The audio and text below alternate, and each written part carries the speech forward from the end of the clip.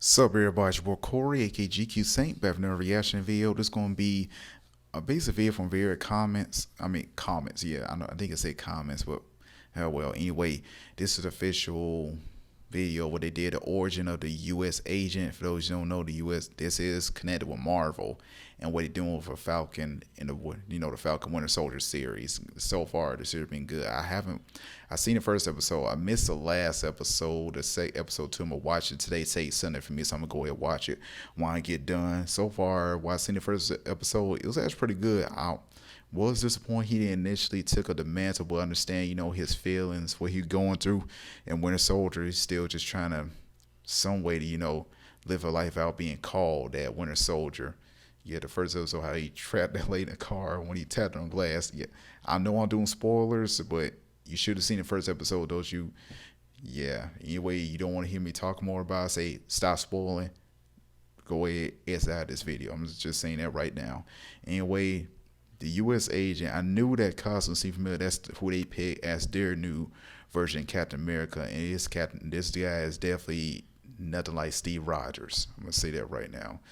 Because I've seen some combos. Yeah, he's nothing like Steve Rogers. He is kind of strong, good fighter. But anyway, talking too long, it's going down onto the video. It's kind of nearly 10.5 minutes long. So I'm going to talk over it. I'm going to do no pause and whatsoever. And you know or no, special quest, drop a comment below. Let's get it. Yeah, history of U.S. agent, that's what it is.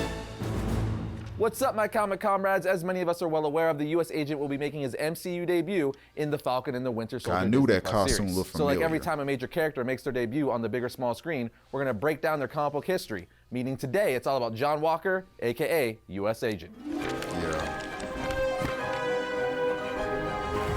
John Walker, the man who would eventually become the U.S. agent, made his first appearance in comics as Super Patriot in Captain America issue 323 in November of 1986. He then became Captain America in Captain America issue 333 in September of 1987, before ultimately becoming U.S. agent in Captain America 354 in June of 1989. He was created by Mark Grinwald and Paul Neary. But now that you know about his first appearances and who created him, let's talk about his fictional origin.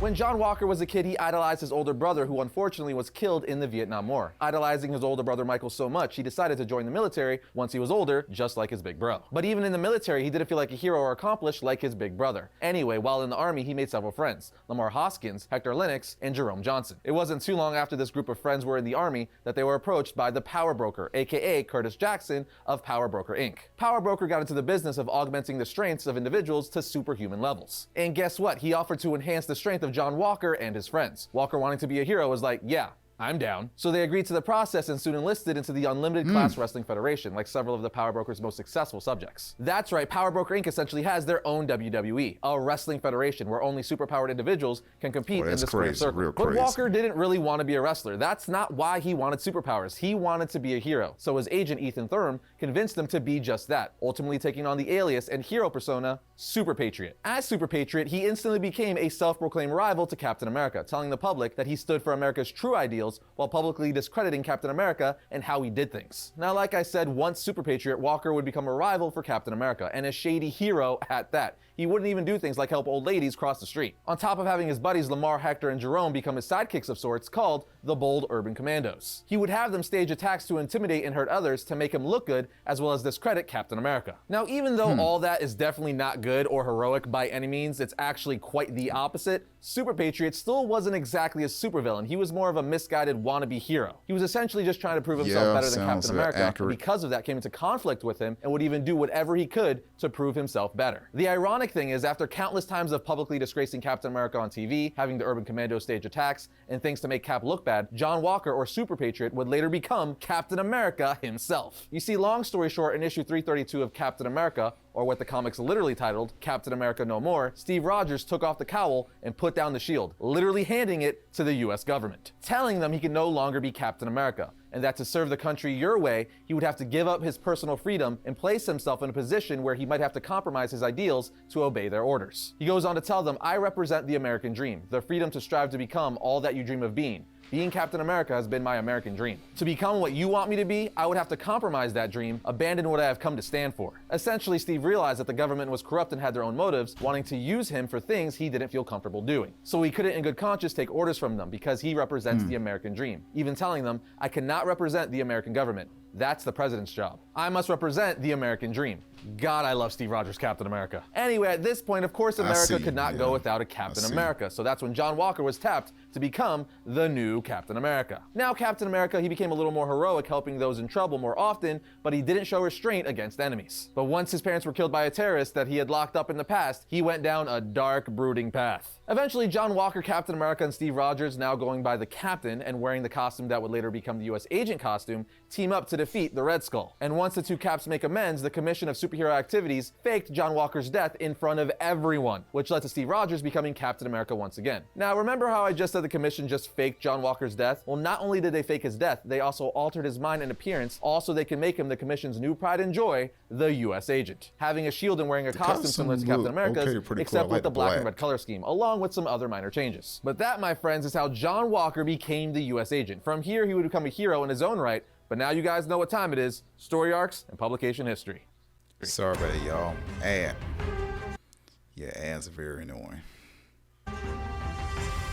The first major story arc for John Walker is the Captain America vs. Super Patriot story, which I pretty much already went over as his first appearance started there. Then you know the rest because I just said it. He becomes Captain America when Steve Rogers quits, at which point he's the new Cap for a while, but then his death is faked and he became US Agent. His first battle as US Agent was bringing down and fighting the Ironmonger as a test to prove his strength to the Commission. He was then put on the West Coast Avengers team to be one of their watchdogs. Sometime after this, he would end up rescuing his old buddy Battlestar from the Power Broker. It's at this meeting Walker started remembering his original past that was altered by the Commission. But as for how he was doing on the West Coast Avengers, as you would assume, he doesn't play well alone, so he's not going to play well with others. His aggressive, cocky attitude and bullheadedness frequently got US Agent into fights with his fellow Avengers. Then one day, Hawkeye couldn't take his crap anymore, so he called him out, basically saying, let's work this out the old-fashioned way. The ensuing fight lasted for the majority of the issue, with the two knocking each other around like crazy all over an island. But ultimately, the US Agent won. It's at this point Iron Man calls him out saying, you need to get your crap together or no one's going to want to work with you. But the US Agent just runs off saying, you could all go to blazes. The US Agent would later realize he needed to deal with his extreme temper in Avengers West Coast issue 72, when he almost killed Julia Carpenter, Spider-Woman. He's literally about to deliver the final blow, but says, I can't do it, and that he doesn't care what Spider-Woman has done, and that the Avengers threw him off the team. He's never going to waste anybody ever again if he could help it. The US Agent would continue to appear in the West Coast Avengers / Avengers West Coast title for quite some time, doing things like trying to capture the Punisher. He was even on the team during the Infinity War story, part of a team that remained on Earth to protect it against waves of superhuman doppelgangers. There's even a really cool story when US Agent teamed up with fellow replacement heroes Thunderstrike and War Machine to fight Iron Man, Captain America, and Thor. The reason they teamed up is because they were being manipulated to fight Captain America, Thor, and Iron Man by the villain, Terminatrix. But ultimately, they reconciled to team up and defeat said villain. Now, eventually, the West Coast Avengers broke up and were no more. But several members from the team would create a new team founded by Tony Stark called Force Works. And of course, the US Agent was like, yeah, I don't want to be on your stupid team. But the Scarlet Witch convinced him to join the team, saying they needed someone with backbone. And she intended to run the team on military values of strength and dedication. And she said the US Agent had shown that when they worked together on the West Coast Avengers. This convinced him and he joined the team with a new costume and energy shield given to him by none other than Tony Stark. He got a new costume and shield because when the West Coast Avengers broke up, he threw his original US Agent costume and shield into the Hudson River. What can I say? He has anger management and abandonment issues. US Agent remained a member of the team throughout their entire run, helping them fight threats like the Kree, the Mandarin,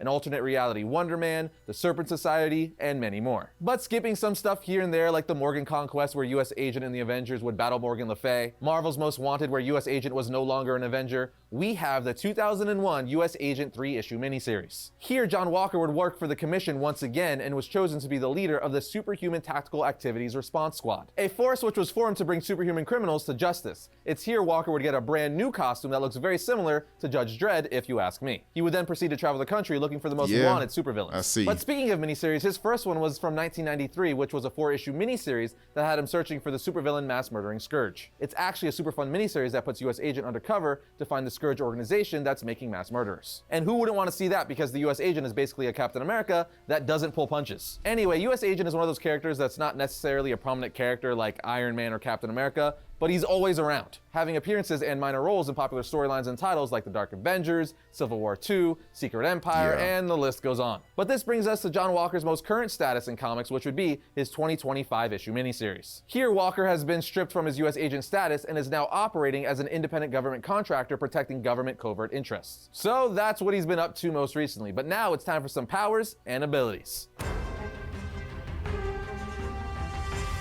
Now, overall, John Walker's strength and abilities are basically the same as Steve Rogers, but what might be a little shocking to some of you is that his strength is actually greater than Steve Rogers. Now, it's not like he's a freaking Hulk or anything like that, he's just a lot stronger than Steve Rogers, to the point where it's more fair to compare Walker's strength to that of Spider-Man's, because in the raw strength area, Spider-Man is way stronger than Steve Rogers. With that said, Walker's strength has varied over the years, especially in the early 2000s, depending on who's writing him, where we've seen characters like Bucky Barnes defeat him easily. But besides super strength, Walker is a superb fighter, having been taught Captain America's fighting style from the Taskmaster. He also possesses superhuman endurance and Olympic-level gymnastics skills. I read that Taskmaster. Then, of course, being a military vet, he has extensive combat experience. He's well-versed in tactical and strategic planning, as well as being extremely proficient with firearms. And also, like Captain America, he carries a vibranium shield that he could throw with incredible accuracy and super strength. Like I said at the beginning, he's essentially just an alternate version of Captain America, meaning their abilities are almost identical. With that said, let's look at some US agent reading recommendations.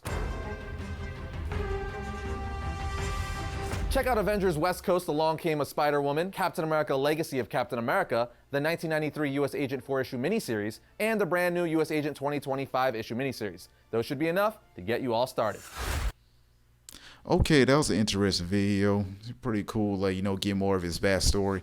Yeah, I knew when in the first episode, when they first introduced him, I knew he seemed very familiar. I said, this is the US agent from the comic books, because I remember seeing that costume pretty much gave away.